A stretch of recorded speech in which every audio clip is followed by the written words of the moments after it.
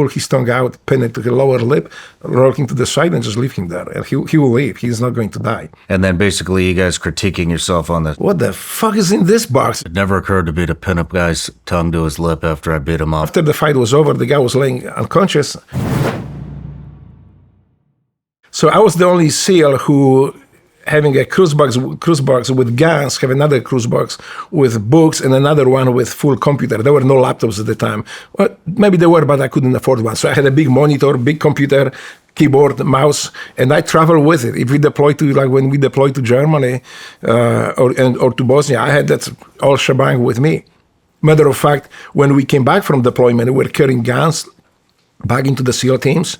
So we picked the case with the guns with the guy, just carried it in, then pick my case to carry to my cage and say, what the fuck is in this box? Do you have a guns in it or something? I say, no, it's just my laptop and my books. Because there was no internet at the time, so I had to have a book, so I carry books with me. Damn. But I love it. It's a fascinating world. And then we had a conversation too, we have to get this, about Taekwondo. And I was talking about Palmer Lucky's cameras, and then somehow that morphed, or a helmet, and then somehow that morphed into cameras, and then basically you guys critiquing yourself on the street. Right, we're talking about the cameras. Taekwondo.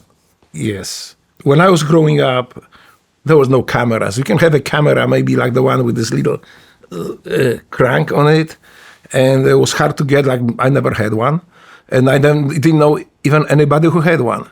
So for us to progress in fighting, in the kickboxing, in Taekwondo, we just need to critique each other.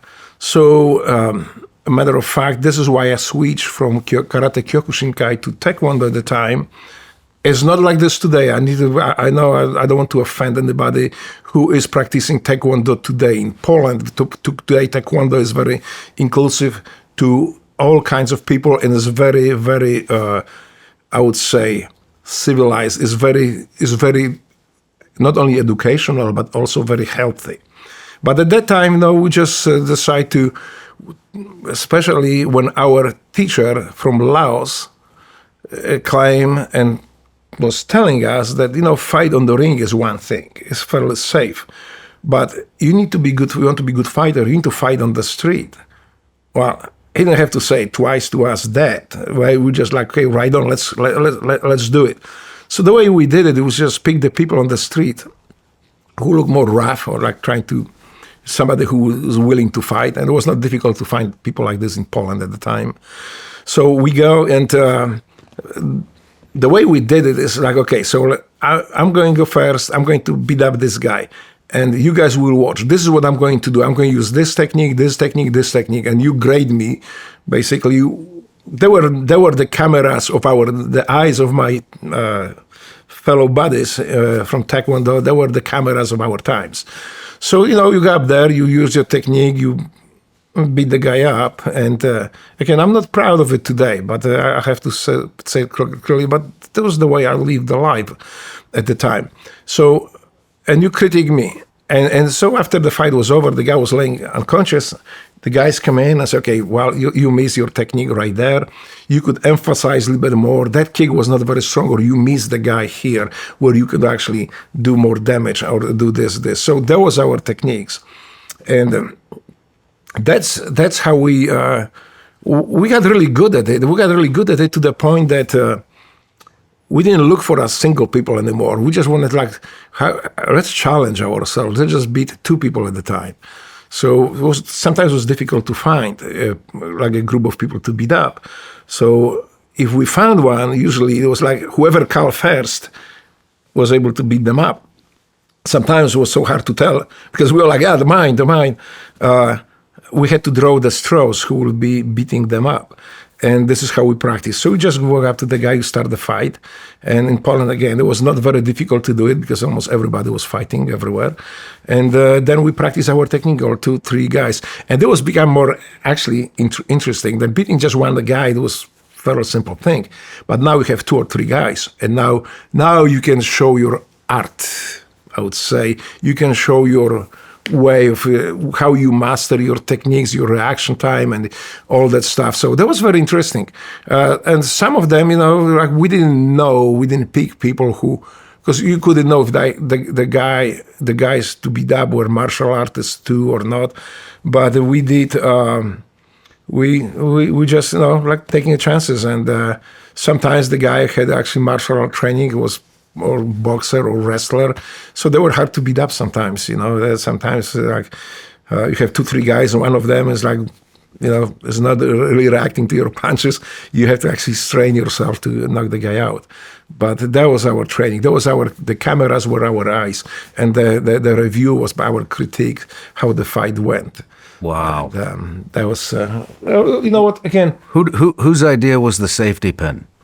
Oh, I don't know where it came from, but came from, when you were fighting in Poland, when I was fighting in Poland, I learned very quickly that, and I'm sure you experienced that when you start a fight, the guy gets beat up a little bit and say, okay, I had enough, thank you, you better, let me walk away, I'm fine.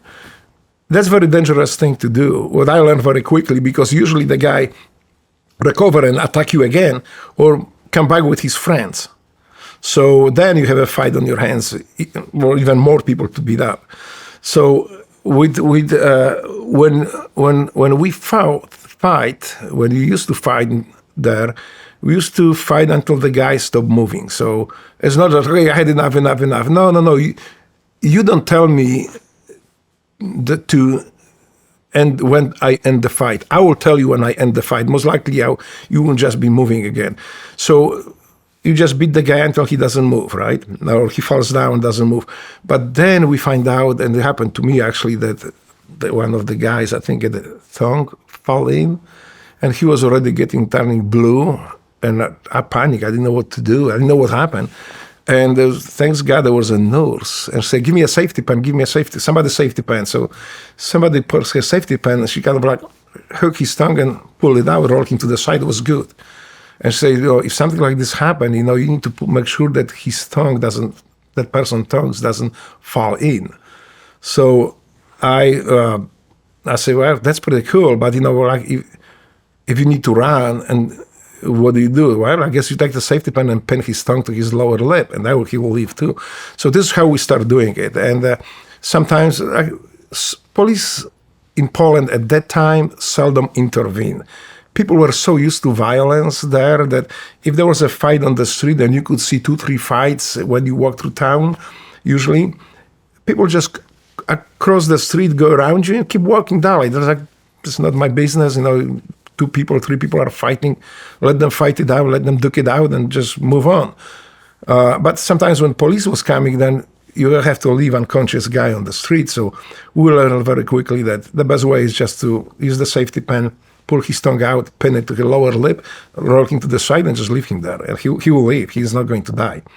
So that was kind of like a technique that we learned very quickly, and it's effective. It's life-saving technique. I think last one I applied in Horton Plaza in San Diego, already being a SEAL. I have to say, it never occurred to me to pin a guy's tongue to his lip after I beat him up, so he doesn't choke to death. I didn't think either until this guy almost died on my eyes. Well, so that's I learned there's a safer way.